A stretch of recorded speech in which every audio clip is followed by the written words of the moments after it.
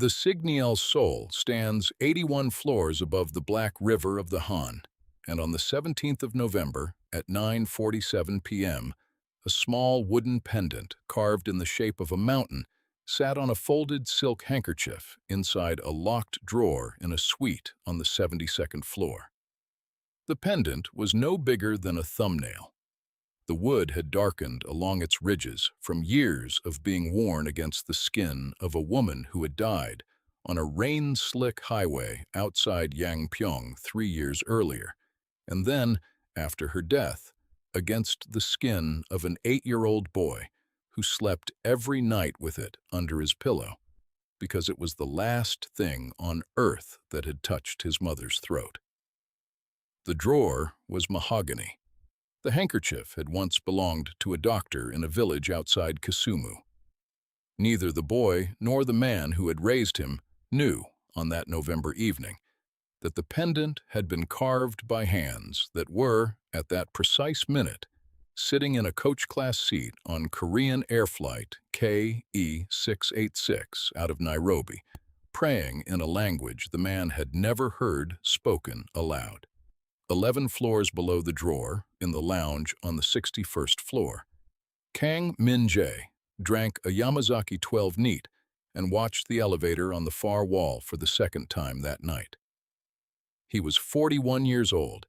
He had a thin white scar that ran from the corner of his left eyebrow to the ridge of his cheekbone, a souvenir from a warehouse in Incheon in the winter of 2003, when he had been 19 and stupid, and had still believed that a man could out-argue a broken bottle. He turned the glass a quarter turn on the marble and did not drink from it again for several minutes. His son was asleep upstairs. The bodyguards had been sent home 2 days earlier for the first time in 8 years. The camping trip was tomorrow. He had allowed himself, for the first time since the funeral, to feel something that wasn't vigilance, and it felt in his chest like a small animal he did not know how to feed. His mother, dead now for 6 winters, had once told him at a table in Seongbuk-dong that a man who lets himself feel joy without first asking the joy what it wants from him is a man who has forgotten how the world charges interest. He had laughed at her then. He was not laughing now. On paper, Kang Min-jae was the chairman of the Daeyoung Development Group, a construction and logistics holding whose real name never appeared in any prospectus.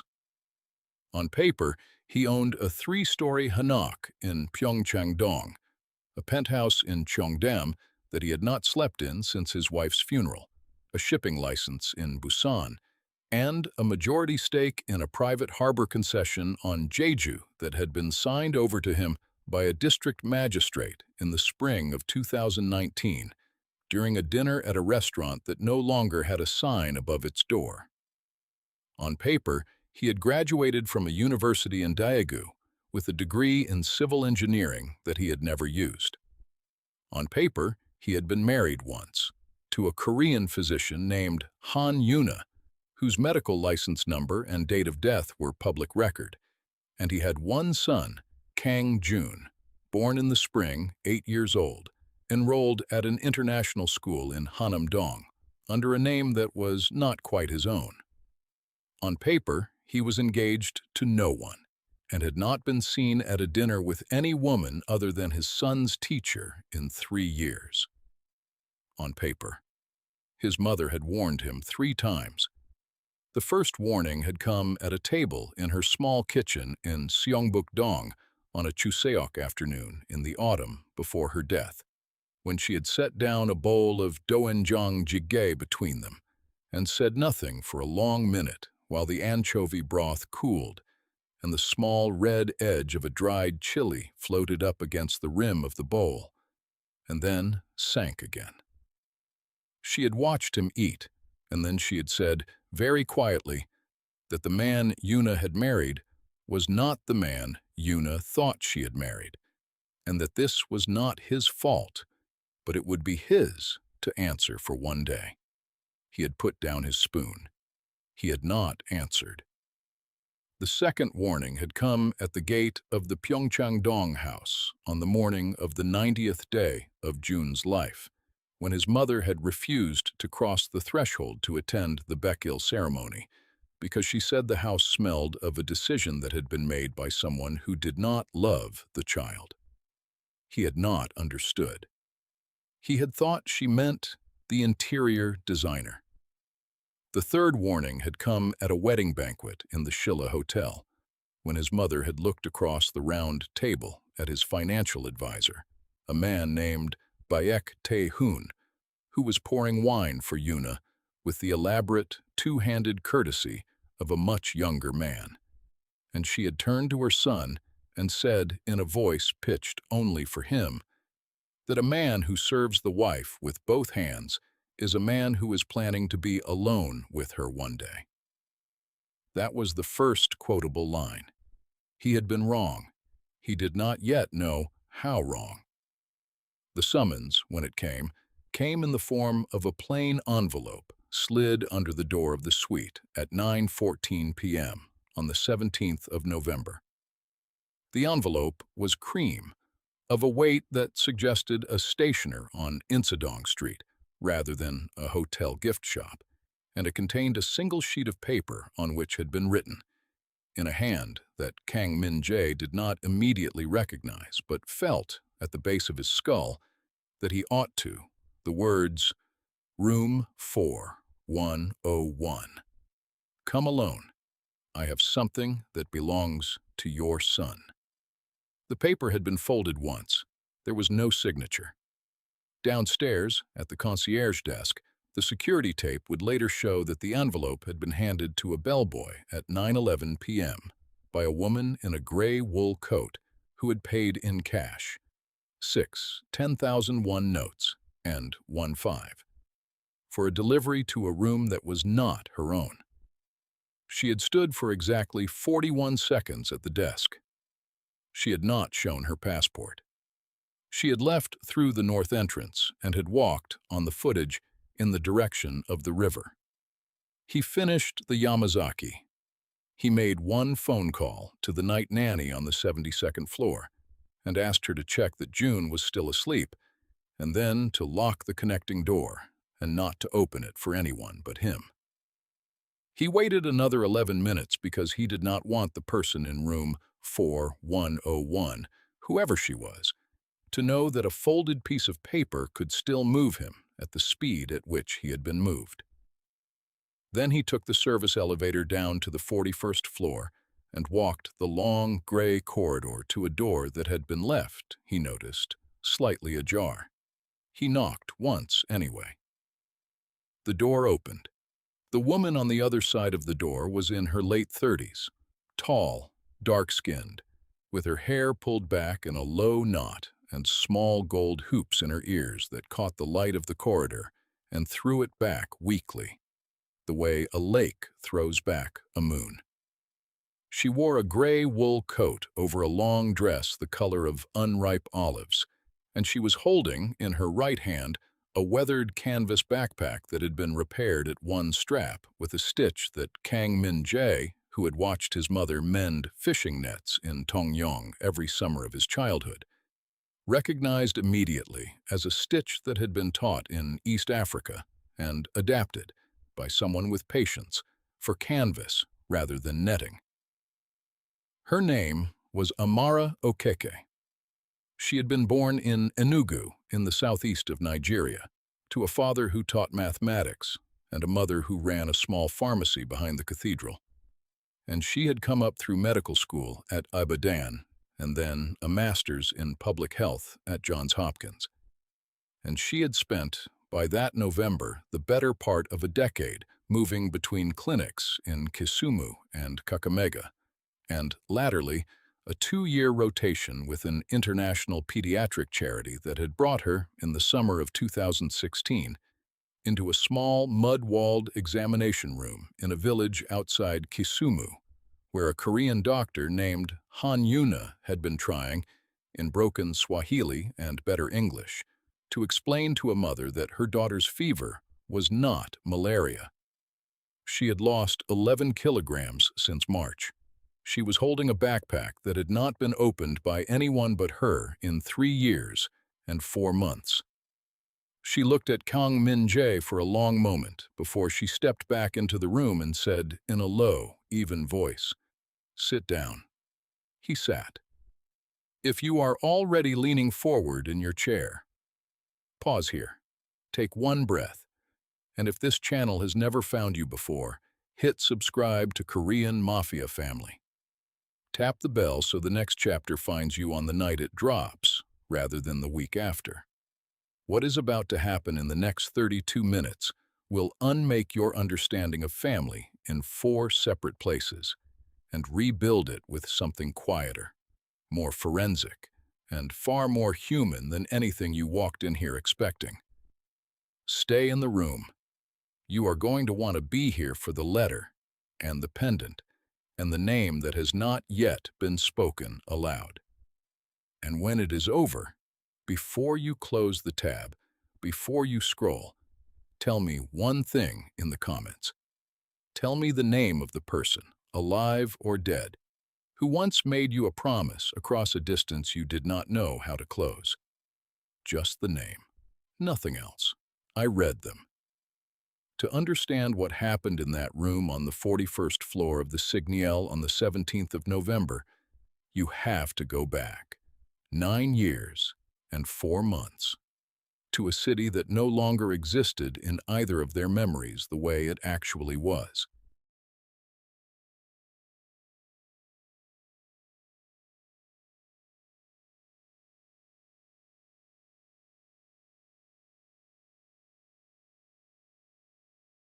In the summer of 2016, Han Yuna was 29 years old and had been a licensed physician for 4 years.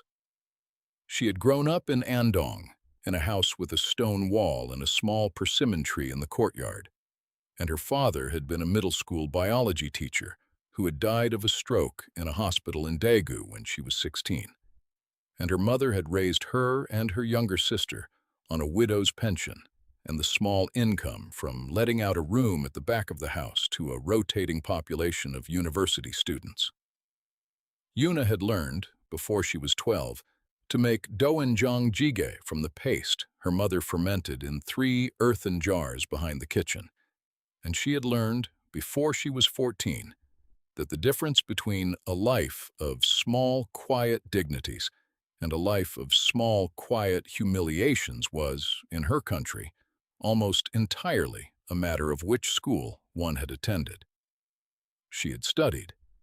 She had gone to a national university on scholarship. She had walked out of medical school with a residency at Severance Hospital in Sinchon. And she had walked out of Severance, after 2 years, into a volunteer contract with an international pediatric charity because she had come, by 27, to the conclusion that a doctor in Seoul who treated only those who could afford Severance was a doctor whose hands were being paid for something other than medicine. Kang Min-jae had met her at a fundraising dinner at the Four Seasons in the November of 2016, 4 months after she had returned from Kenya. He had been 32. He had recently taken over the Daeyoung Development Group from his father, who had died the previous spring, and he had been seated next to her because the seating chart had been drawn up by a woman who had known his mother and who had decided, without consulting anyone, that Kang Min-jae needed to spend an evening across a table from a woman who would not be impressed by him. Yuna had not been impressed by him. She had asked him, over the second course, what he actually did. And when he had given her the answer that he had given every woman he had ever sat next to at a table of that kind, construction, logistics, some shipping, she had put down her fork and had said without any particular sharpness that her father, before he had died, had once told her that when a man could not describe his own work in a single, honest sentence, the work was almost always doing something to him that he had not yet noticed. He had not answered her. He had asked her, instead, what she was reading. She had told him. He had read the book badly over the following week, and he had called her. They had married 11 months later at a small ceremony at her mother's house in Andong, with fewer than 30 guests, none of whom were from his side of the business. His mother had come. His financial advisor, Baek Tae-hoon, had not been invited, though he had sent, through a courier, a wooden chest of Andong soju and a card in his own hand. Yuna had opened the chest, had looked at the card, had put both away in a cupboard, and had not mentioned them again. Kang Min-jae had noticed. He had not asked. June had been born in the spring of 2018 at Asan Medical Center on the 14th floor at 4:12 a.m. after a labor of 19 hours. Yuna had held him against her chest and had wept, briefly and without sound, and had then, with the pragmatism that Kang Min-jae would come to understand, was the deepest thing about her, given the child to the nurse and asked for a glass of water. She had named him June, which in Korean meant handsome or talented, but she had also, on the birth certificate, written a second name in small, careful English letters beside it. Kamau, a name from the Kikuyu of central Kenya, which meant quiet warrior, and which she had chosen with Amara Okeke over a pot of chai in a small kitchen in Kisumu the year before her marriage. On a night when the two women had sat on the floor because there had been no other furniture, and had promised each other in the way that women in their 20s promise these things and then, in their 30s, keep, that whatever children came would be children of both of them. The pendants had been carved on the last night of Yuna's rotation. Amara had shaped them from a piece of mahogany that had come from the door of a clinic that had been rebuilt after a fire. And Yuna, who had learned wood carving from her father in the persimmon tree courtyard of the house in Andong, had finished them with a small knife and a stone. Two identical mountains, no bigger than a thumbnail, with a hole drilled through each peak for a leather cord. They had exchanged them at the airport in Nairobi. Yuna had said, "No matter where life takes us, we will always be family." Amara had not been able to answer. She had simply pressed her forehead against Yuna's forehead in the way that had been taught to her by her own mother in Enugu, and had held it there for what she remembered afterwards as 41 seconds.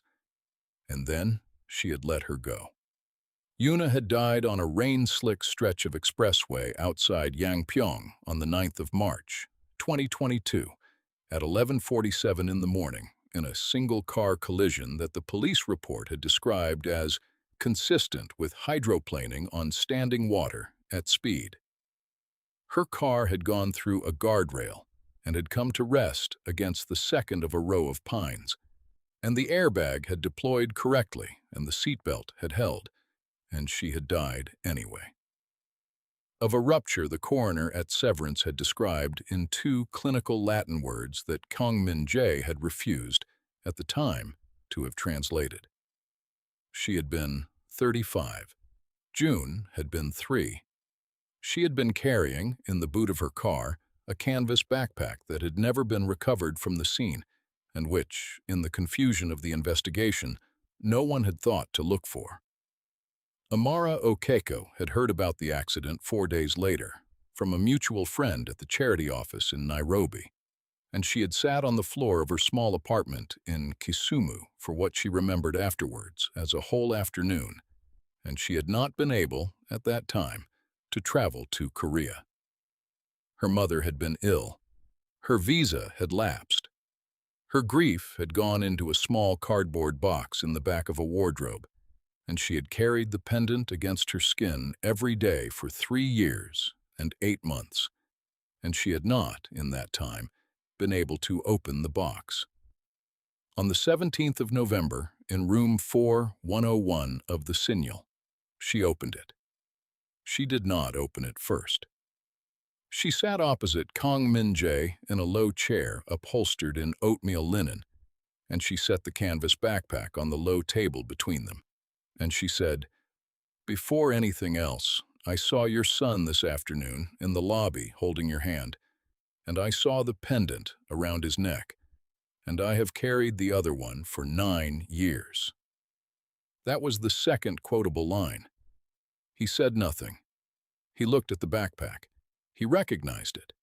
He had last seen it on the passenger seat of his wife's car on the morning of the 8th of March, 2022, when she had kissed June at the front door of the Pyeongchang Dong house and had said she would be back by dinner. He had not seen it since. He had assumed, without ever quite naming the assumption to himself, that it had been stolen from the scene by one of the first responders, or lost in the confusion of the tow, or had never existed at all except as a fiction his memory had built to give his grief a shape. Amara said, "She sent it to me, 3 days before she died, by courier, to an address in Kisumu that I had not lived at in 2 years. It arrived after her funeral. I did not open it for a year. When I did, I understood why she had sent it to me, and I understood that I could not come to Korea until I had learned enough of what was inside to be useful to your son. I have spent 3 years learning. I am here now." She opened the backpack.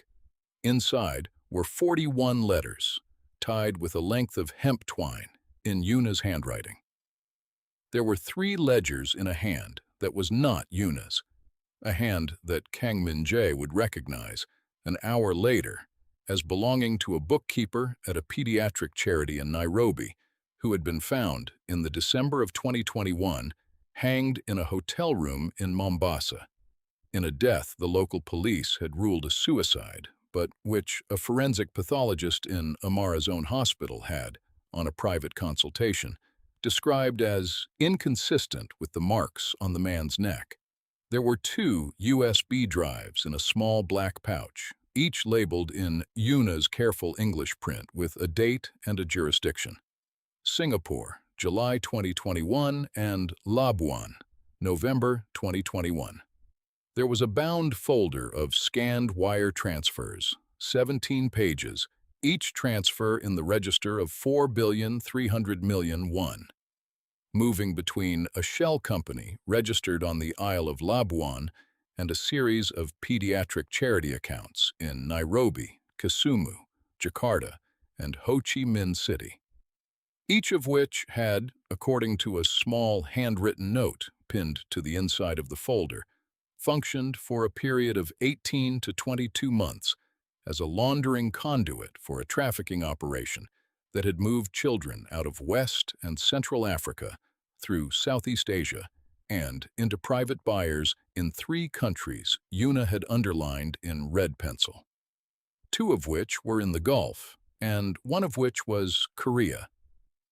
There was a photograph in a plain envelope of Baek Tae-hoon at a dinner in a private room. There was a coroner's note in a sealed envelope from a pathologist at Severance Hospital, dated the 11th of March, 2022, which Amara had obtained through a channel she did not explain in the winter of 2023, and which contained 1 line in a small, precise hand.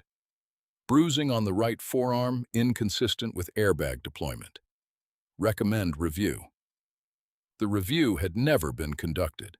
The file had been closed on the 14th of March by an inspector whose name appeared in the ledger under Baek Tae-hoon's own accounting, in the payroll column of a subsidiary registered in Jeju. 3 people had died to bring the backpack to this table. The bookkeeper in Mombasa in the December of 2021, a junior compliance officer at a bank in Singapore who had been struck by a car outside her apartment in Tanjong Pagar in the February of 2022, and who had, in her final email to a colleague, mentioned a transfer she could not reconcile. And Yuna herself, on the 9th of March, on the expressway outside Yangpyeong, in a car whose brake fluid, according to a private inspection that Amara had commissioned in the summer of 2023 on the recovered vehicle at a scrapyard in Gyeonggi-do, that had somehow, for reasons no one at the time had thought to question, held the wreck for 18 months longer than the standard, had been contaminated with a compound consistent with an industrial solvent that no manufacturer had ever, in any bulletin, listed as a component of standard hydraulic fluid. Amara said, "Your wife knew, in the last week of her life, that she was going to be killed. She did not send this to you because she believed that you, at that time, would use it the way she wanted it used. She sent it to me because she believed that I would keep it until you were ready. She was right. You were not ready in 2022. I have watched you from a distance for 3 years. You are ready now."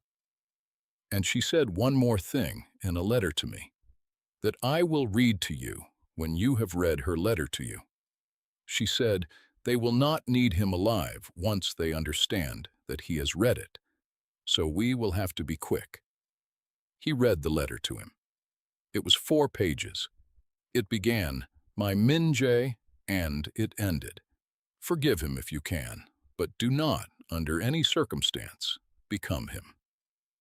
It named Baek Tae-hoon in the 3rd paragraph. It named the deputy director in the 5th. It named the inspector at Severance in the 7th. It asked him in the 9th not to seek revenge. She used the Korean word bogsu, and then crossed it out and wrote in English above it, "Do not become the thing that killed me," and to raise their son to be a man who could sit at a table with a woman who told him the truth and hear her out to the end. He read it twice. He set it down. He asked her 3 questions. He asked her when she had last spoken to Yuna. She said, on the 6th of March, 2022, at 4:12 in the morning Kasumu time, on a call that had lasted 11 minutes. He asked her why she had not come sooner. She said, "Because if I had come with this in 2022, you would have used it in 2022, and your son would not have a father now." He asked her finally what she wanted from him. She looked at him for a long moment, and she said, "I did not come back for the man who signed those harbor concessions in Jeju. I did not come back for the chairman of Daeyoung Development. I did not come back for the man who let a woman like your mother die, knowing that her son had married a man she could not protect. I came back for the boy who is sleeping on the 72nd floor of this hotel with a pendant around his neck that I carved on the last night of the best year of my life.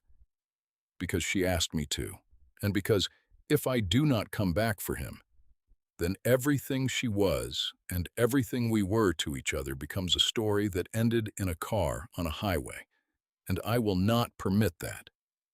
That was the 3rd quotable line, and the 4th. He did not answer for a long time.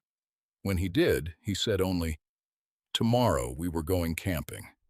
She said, "Take him. Take him tomorrow. He will remember it. Then come back and do what has to be done." They took the trip. He and June drove up to a lake in Gapyeong on the morning of the 18th, and they pitched a tent under a stand of pines on a piece of shoreline that had, in the summers of Kang Min-jae's own childhood, been a place his father had taken him to fish, and they roasted marshmallows over a fire that June insisted on lighting himself with a magnesium striker Kang Min-jae had bought at a hardware shop in Chuncheon, and the boy laughed twice, in a way his father had not heard him laugh since the winter before his mother died. On the 2nd morning, June chased a swallowtail butterfly through a meadow of late chrysanthemums, and Amara, who had followed them at Kang Min-jae's request in a rented sedan and had made her camp a discreet 200 meters further along the shore, stood up from where she had been sitting on a stone at the edge of the meadow. And the boy stopped in the tall grass and looked at her, and she looked at him, and she said softly, in a voice that no one but the boy heard, "He's family." And the boy, who was 8 years old and had been raised inside armored walls, tilted his head to one side and said without any fear, "Have we met before?" And she said, "No, but I have been praying to meet you for a very long time."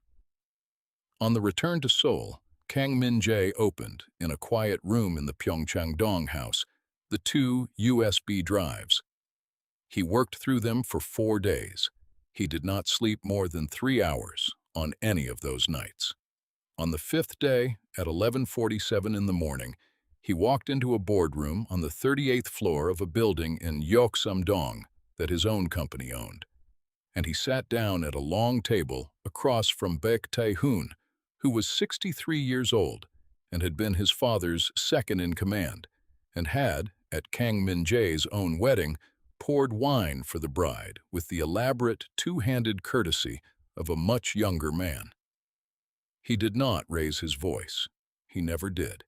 He placed, one at a time, 7 objects on the table.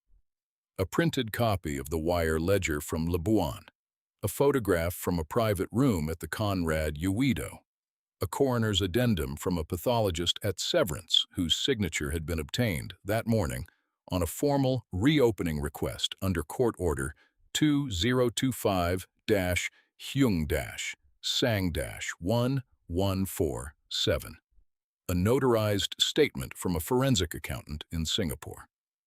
A USB drive whose contents had been mirrored that morning to the office of a senior prosecutor at the Seoul Central District Prosecutor's Office. A single sheet of paper on which was written, in his own hand, 17 bank account numbers across 4 jurisdictions. And finally, the coroner's note, in its original envelope, from the 11th of March, 2022. He looked at Baek Tae-hoon. He said, "Only Tae-hoona." He used the diminutive, the one he had used since he was 19, the one that only the inner circle used, the one that Baek Tae-hoon had trained 3 generations of younger men to use when they addressed him. Baek Tae-hoon did not answer. He looked at the 7 objects. He looked at Kang Min-jae. He opened his mouth once, and then he closed it, and he sat in the silence for what the security recording, later obtained by the prosecutors, would show to be 41 seconds. That silence was the 5th quotable line. The court order, when it came at 6:14 in the morning on the 28th of November. Indictments were filed under Court Order 2025-Hyung-Sang-1147 and its 4 supplementary orders across the following 10 weeks. Account freezes were issued against 17 entities in 4 jurisdictions. Baek Tae-hoon was arrested at his home in Hanam-dong on the morning of the 3rd of December. The deputy director of the National Medical Charity was arrested at Incheon Airport as he attempted to board a flight to Zurich. The inspector at Severance was suspended pending investigation and, in the March that followed, was indicted on 11 counts of obstruction. The trafficking network was dismantled across 3 continents over the course of the following 8 months. 41 children were recovered from private residences in 3 countries.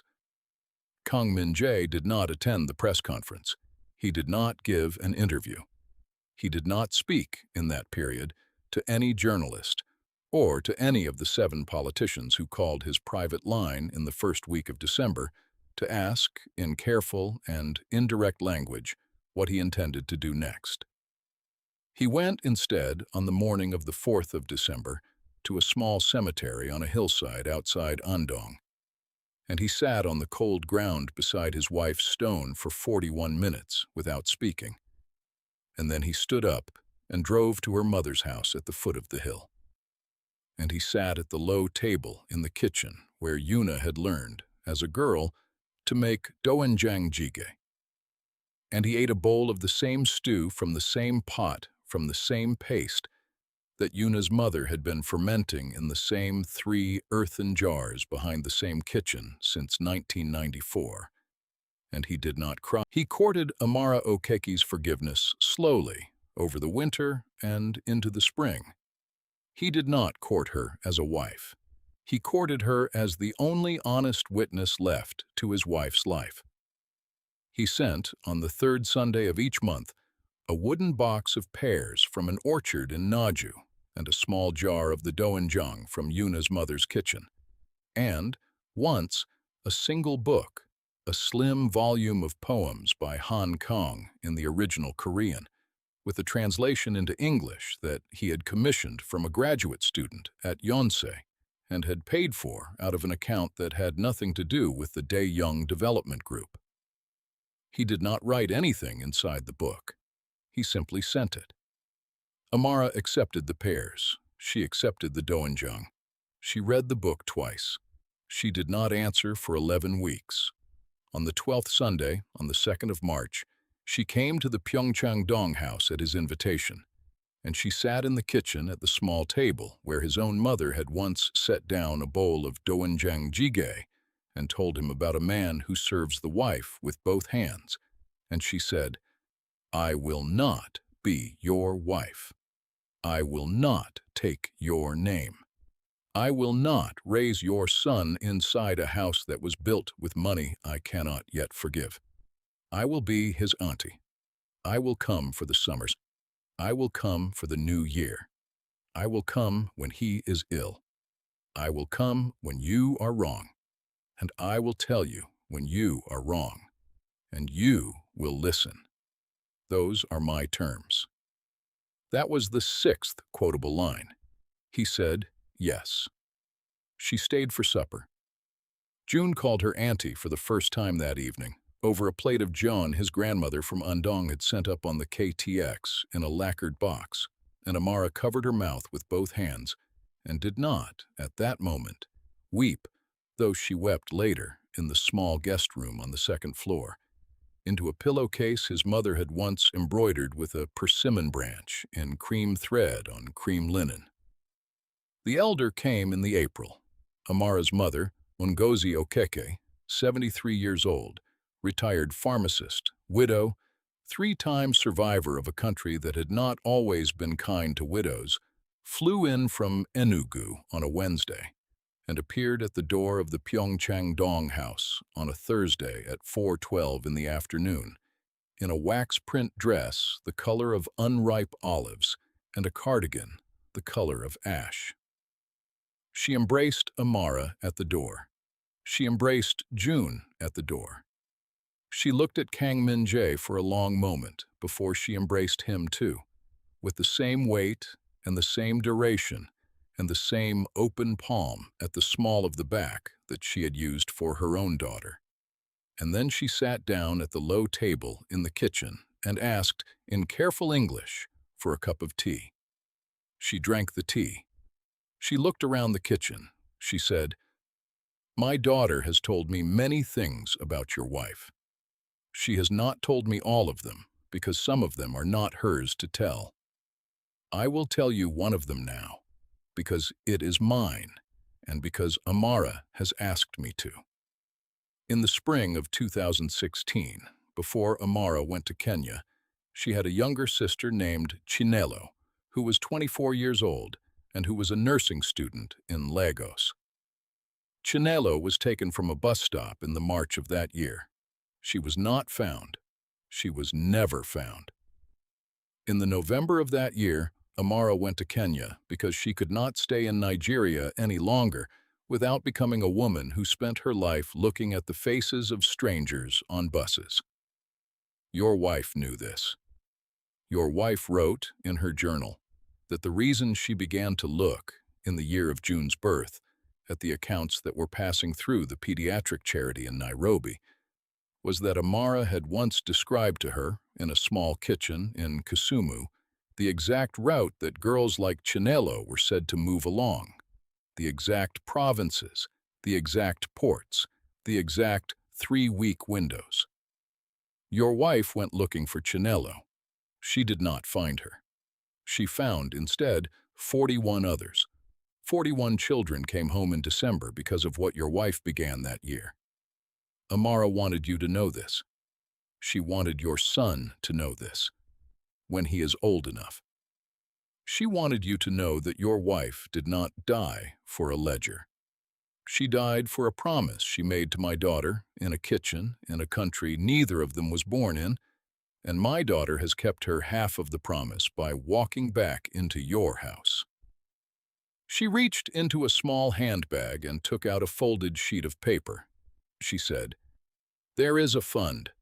Amara has been building it for 2 years, out of the settlement she received from the charity in Nairobi after the audit closed. I have added what I could add. It is not yet enough. What we would like from you, if you will give it, is your name on the deed of the building, and your commitment that the hospital will bear my daughter's friend's name, and that above the entrance there will be a plaque with one saying on it, in 3 languages, in the order she would have wanted. That is what we ask. She slid the paper across the table. He signed it without reading past the 3rd page. That was the 7th quotable line, though it was not spoken. It was the signature itself. The pen made a small, dry sound against the paper. His grandmother's stitching, in a quilt folded on a chair in the corner of the kitchen, caught the late afternoon light through the window and held it. The Una Children's Medical Center opened on the 9th of March of the following year, on the 3rd anniversary of her death, on a corner lot in Eunpyeonggu that had been purchased through a trust in Jun's name and Amara's name jointly. The plaque above the entrance was cast in bronze and set into the pale stone of the facade, and it bore, in Hangul, in English, and in Igbo, one saying, and beneath the saying, one date, the 9th of March, 2022. The saying was, "The greatest family is not the one you are born into. It is the one that never stops finding you." Beside the entrance, framed in plain pale wood, hung a photograph. It had been taken on the 2nd morning of the camping trip in Gapyeong, from a distance of about 12 meters, by Amara Okeke on a small digital camera she had carried in the front pocket of her coat. It showed a boy in a red windbreaker in a meadow of late chrysanthemums, half-turned, laughing, one hand raised toward a swallowtail butterfly that had lifted, in the instant the shutter closed, just beyond his fingertips. In the background, at the edge of the meadow, a tall woman in a gray wool coat was rising from a stone, one hand pressed to her mouth. The caption, in 3 languages, read, "He is family. Obu Ezenulo." A mafia boss buries his enemy and pours himself a drink alone. A father buries the part of himself that ever believed he had enemies worth burying, and pours the tea for the woman who came across an ocean to keep a promise his wife had made in a kitchen he was never invited into. Now, before you close this window, before the next thing on your feed pulls you somewhere quieter or louder, sit for one more moment with the question this story has been asking you all along. If a stranger stopped you in a meadow tomorrow and said, of someone you love, "He is family," would you be brave enough to sit down at the fire and hear her out to the end? Would you let the promise your grief has been hiding from you finally come home? Tell me in the comments, one line, no more, and if you want the next chapter, and there is a next chapter, there is always a next chapter. Subscribe to Korean Mafia Family, tap the bell, and stay in the room. We keep the fire lit for the ones who come back.